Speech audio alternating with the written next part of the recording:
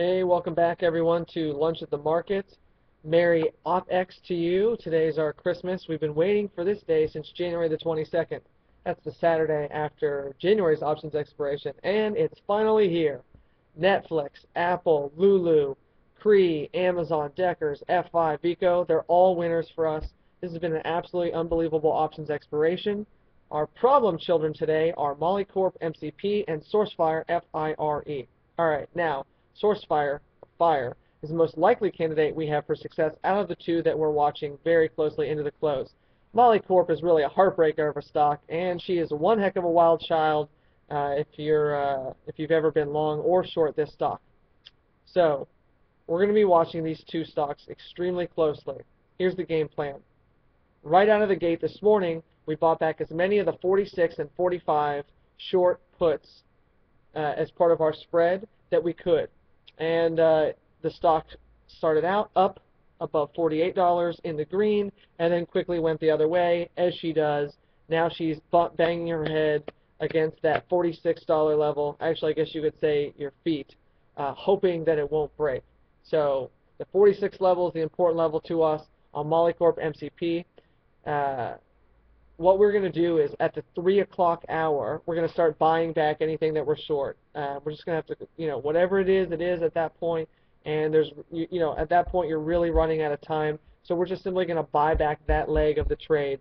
Down over $1, we're not terribly worried about this thing rolling over because two reasons. One, the broader market is green, and so that nice tape is providing a good backdrop for the stock. And then second, it's already down over $1, and there's been selling ever since the 55 level or so.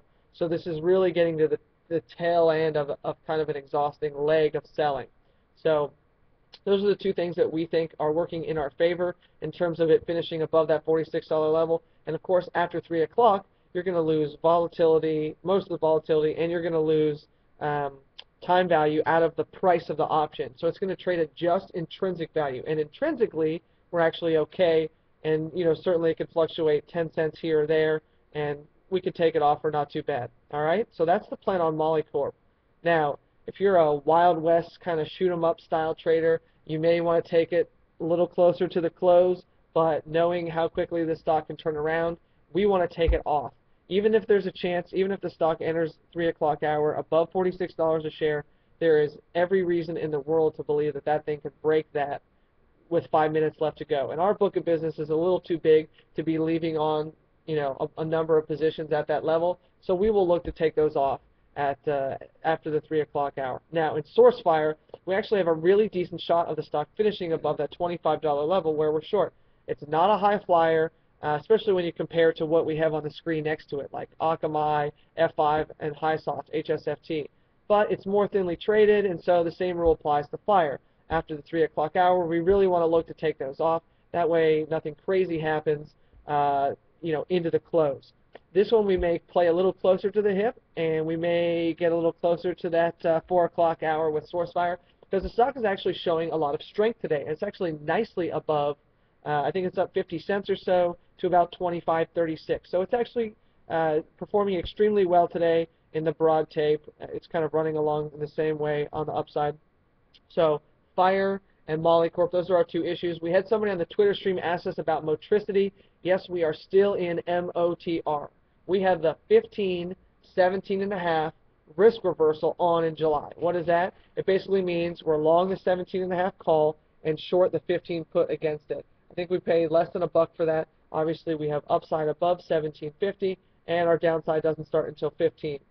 The object, of course, is to finish above that 17.5 so that there's some intrinsic value to that 17.5. It's all the way out in July, and so there's quite a bit of time for this story to play out. The other trade that we have is short the 17.5, 15 put spread for March. Short the 17.5, long the 15 as the hedge, right? I think we took in, probably close to $1 for that, if not over $1. And it was only a $2.50 spread, so we really got compensated to put that trade on. And it's so far until March options expiration. I mean, at least 4 weeks. I haven't looked at the calendar to see if this is a long OPEX or not, but at least 4 weeks, maybe even 5.